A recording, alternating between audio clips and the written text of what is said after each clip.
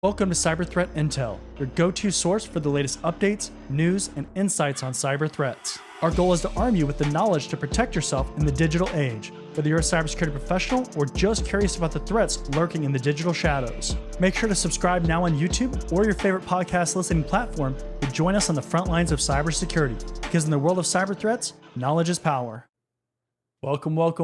This is Cyber Threat Intel. I'm your host, John Good. This is episode number 29, and it is Monday, May 6th, 2024. If this is the first time that you're watching, welcome. Glad to have you here. If you're returning, glad to see you coming back. So if you need a snack or a drink or something to get you through the content, make sure to go grab that before you continue. And with that being said, let's go ahead and flip over to my screen and start the content. All right. So first article here, Black Basta Gang SynLab Italia attack. The Black Basta extortion group claimed responsibility for the attack that in April severely impacted the operations of SynLab Italia. Since April 18th, SynLab Italia, a major provider of medical diagnosis services, has been experiencing disruptions due to a cyber attack. The company initially cited technical issues as the cause, leading to, and this is in quotes, temporary interruption of access to computer and telephone systems and related services. However, a concerning scenario has emerged a few hours later.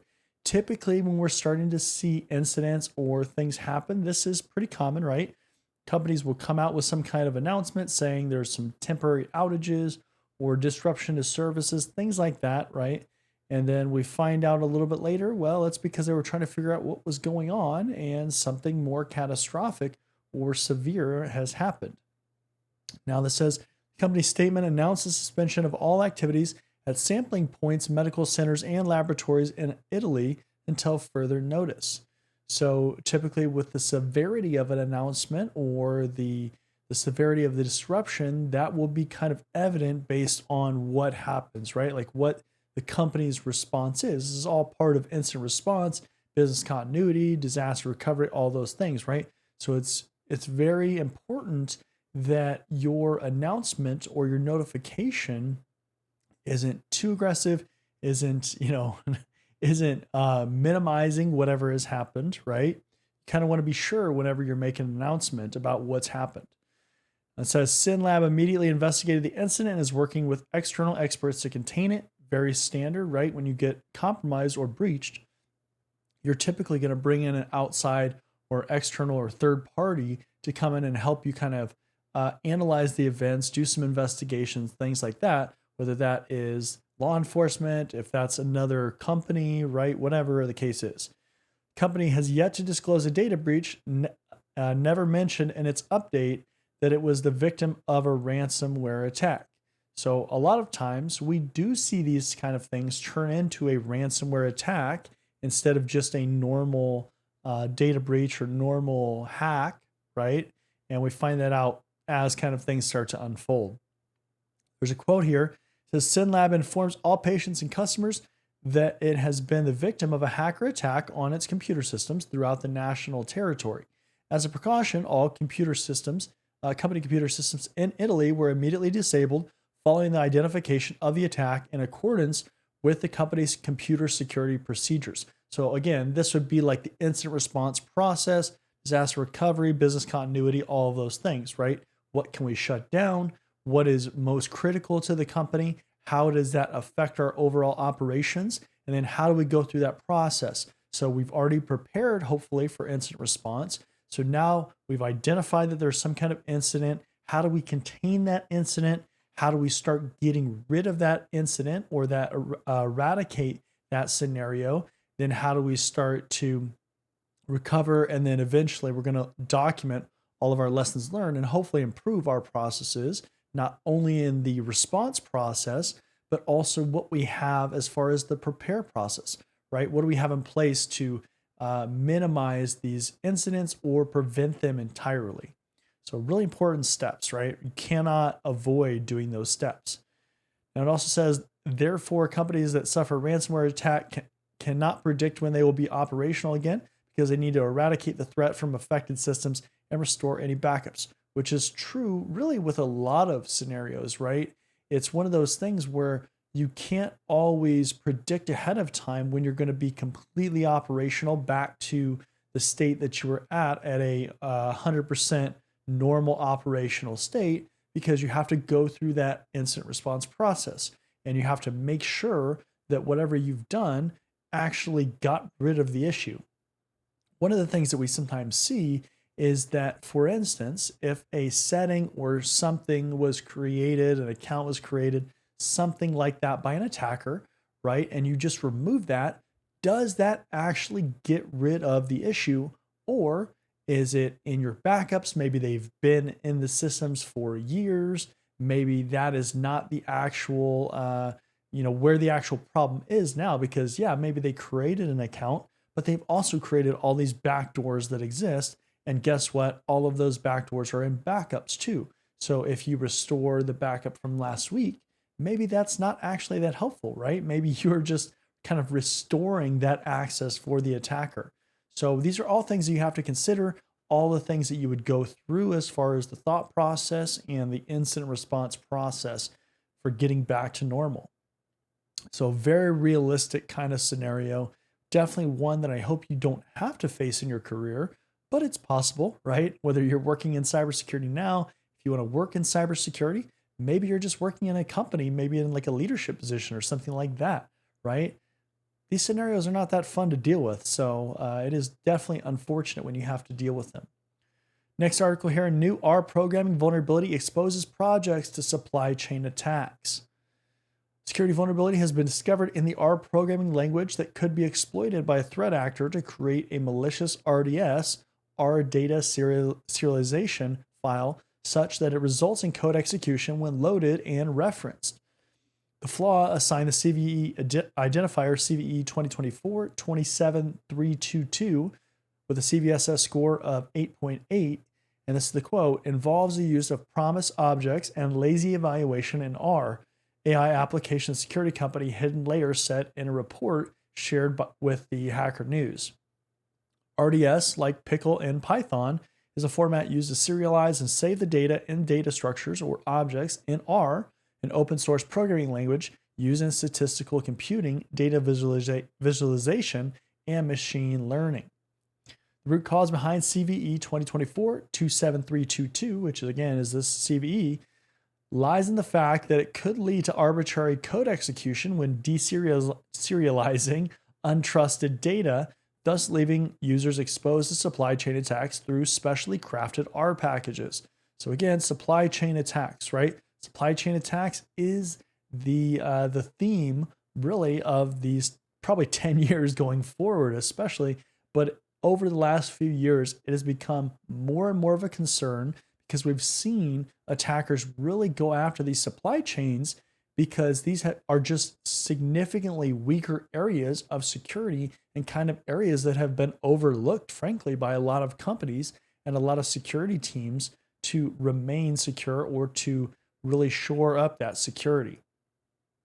Now it says an attacker looking to weaponize the flaw could therefore take advantage of the fact that R packages leverage the RDS format to save and load data, causing automatic code execution when the package is decompressed and deserialized. So remember, we've seen a lot of supply chain attacks in recent news, right? We've talked about that on this show. We saw even on GitHub, on Microsoft's GitHub page, right, on their account, we saw exploits and vulnerabilities in that system where you could actually upload a malicious file and then the URL actually points to the Microsoft account. Super dangerous, right? Very much an issue for reputation for both GitHub as an example in that case and Microsoft.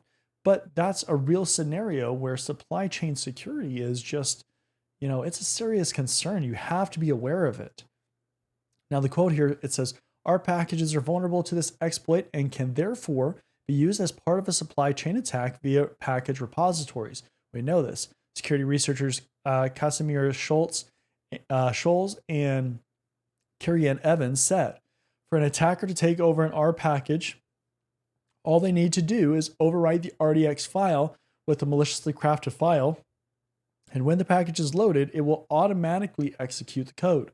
Super dangerous, right? Especially if you're not paying attention to what is in this code base and what these things are doing. Security defect has been addressed in version 4.4.0, released on April 24th, 2024, following responsible disclosure. So make sure you update if this applies to you and you're not using vulnerable versions of code, right? Pretty standard kind of stuff. So, realistic scenario for sure. You have to protect your supply chain, third party risk, vendor risk management, the code bases that you're pulling from, all of that stuff, right? Super important. Next article, Microsoft Outlook flaw exploited by Russia's APT28 to hack Czech and German entities. Czechia and Germany on Friday revealed that they were the target of a long-term cyber espionage campaign conducted by the Russia-linked nation-state actor known as APT28, drawing condemnation from the European Union, EU, the North Atlantic Treaty Organization, NATO, the UK, and the US.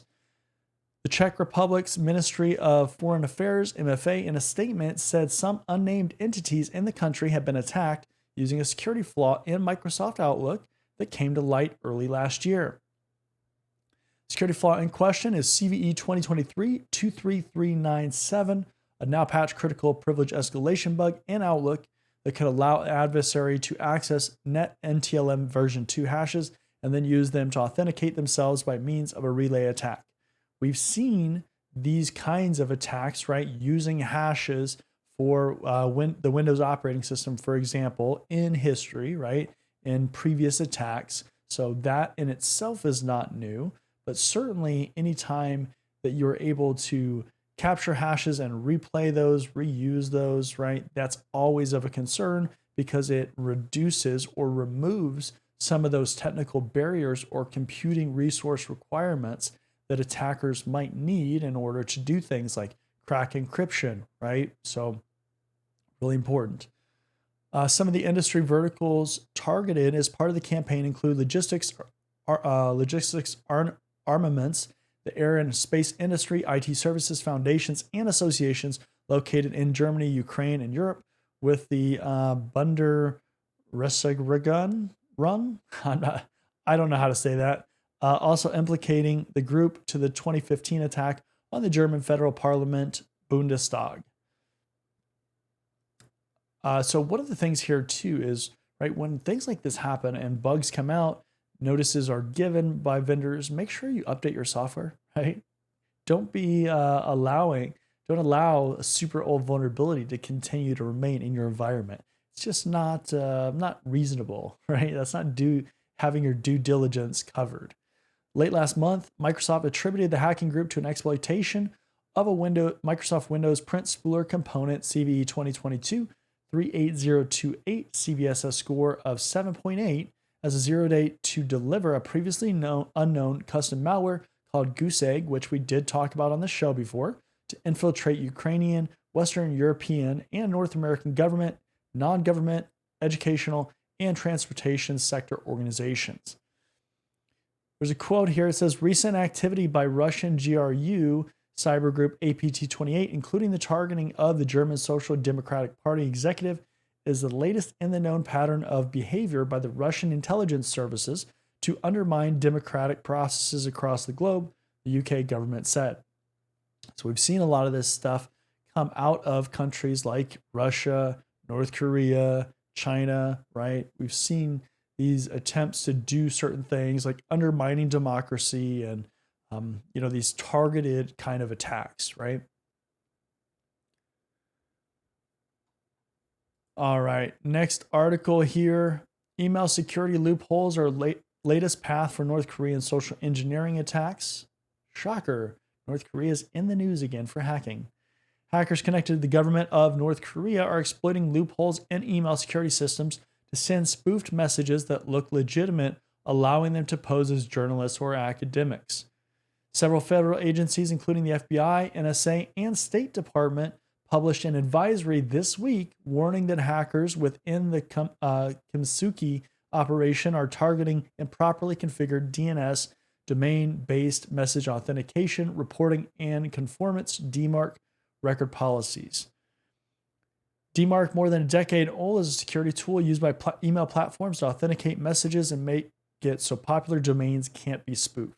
So essentially, making whatever the email address is, right, the something at or at something.com, right, that can't be spoofed. So if it was like at whitehouse.gov, right, the idea is that somebody that doesn't have the email address can't just say it comes from at whitehouse.gov, right? Because that's a big issue as far as users that are receiving email.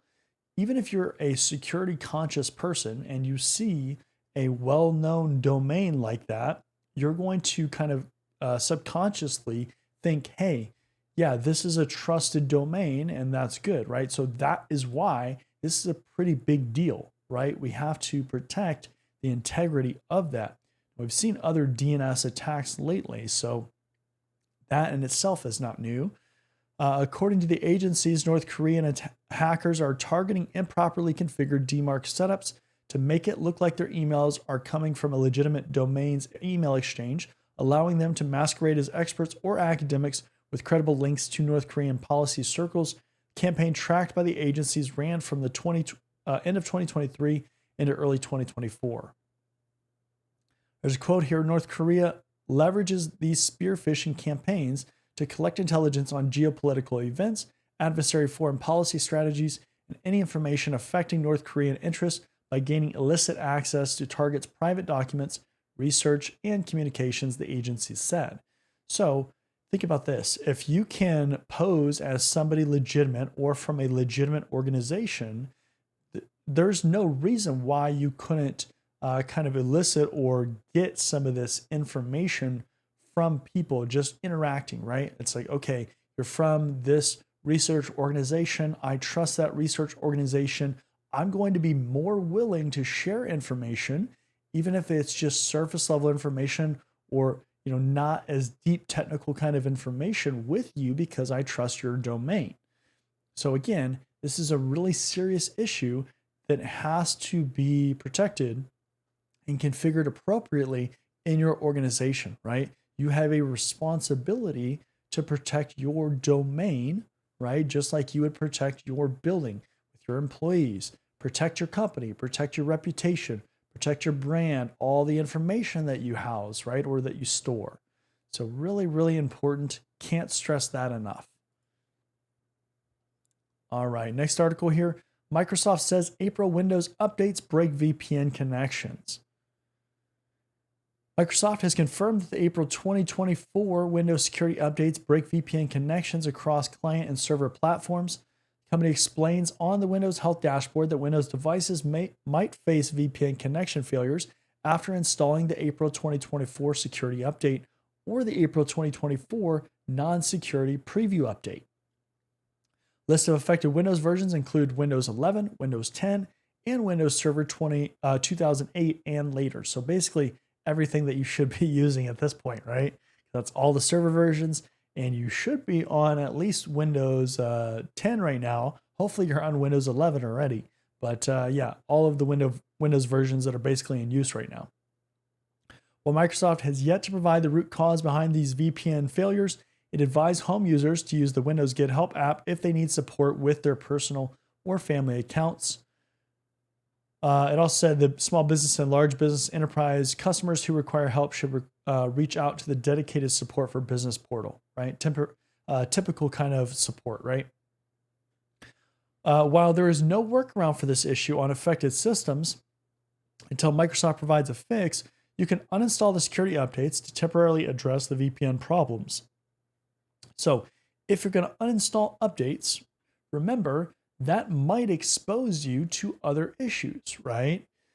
That is, sometimes a legitimate workaround, right? Especially if a patch or something is causing a bunch of blue screens of death or, incompatibility kind of issues.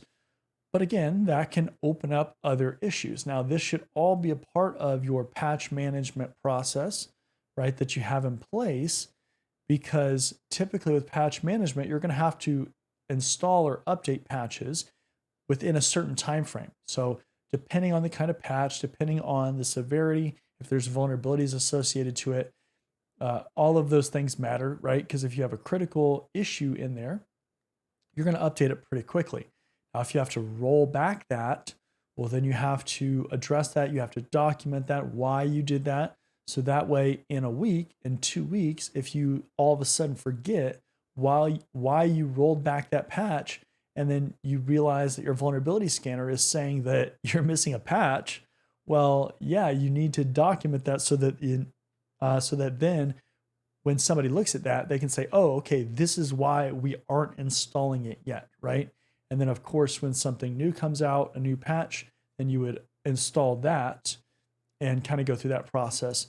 But also with patch management, you're going to install these patches in waves anyways, and hopefully address the issue before it's too widespread, especially with things that start causing blue screens of death and those kinds of things, right? If it's just a feature issue or VPN issue in this case, that might not cause the systems to crash, right? It might just be an issue that doesn't allow certain kinds of activities. Now, if you're using VPNs, there's obviously a lot of different ways that you can do VPNs. You can have some kind of agent installed, right, from a company like Cisco or something like that, or you can use built-in services, things like the Windows operating system, VPN services. There's all kinds of different ways to go about that. That relies on your overall strategy and what the choices are that you make in your organization as far as how you allow VPNs. But obviously, VPN connectivity is really important, especially if you have remote workforces, right? Or if you have different branch locations and you're creating VPNs between those to connect those systems, right? So you don't want to sleep on VPN issues, right? But you also don't want systems to have issues, right, with patches. So you just have to really track these things and be aware of, why you roll back patches, why you apply them, and how often or how frequently you need to apply them. So that's a whole discussion on its own. So I don't want to dive too deep into that right now, but that is an important concern. So that is the last article for this episode of Cyber Threat Intel. Again, this is episode number 29. It is Monday, May 6th, 2024. If you want to see all the articles that we covered in this episode, check out cyberthreatintel.com.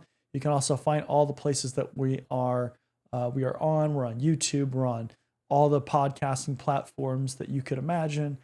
So we're available on a lot of different resources, different platforms. But again, you can also find the feed on our website, cyberthreatintel.com. And with that being said, I want to thank everybody for joining, and I'll see you in the next one. Are you tired of overpaying for cybersecurity training? Are you interested in training from industry professionals? Are you looking for cybersecurity career services? If you answered yes to any of those questions, then cybertrainingpro.com is the perfect platform for you. At Cyber Training Pro, we're a one-stop shop for all your cybersecurity needs. We can train you for industry certifications or just improve your overall knowledge and skills in a certain area. Unlike other platforms, we don't stop there. We can also coach you throughout your career, practice your interview skills, or create a high-performing resume with our career services. CybertrainingPro.com isn't just another training platform. Students get exclusive access to our private community where we go beyond training courses to provide additional content, tips and tricks, and engagement with both other students and staff. Look, by the year 2025, there could be as many as 3.5 million job openings in cybersecurity.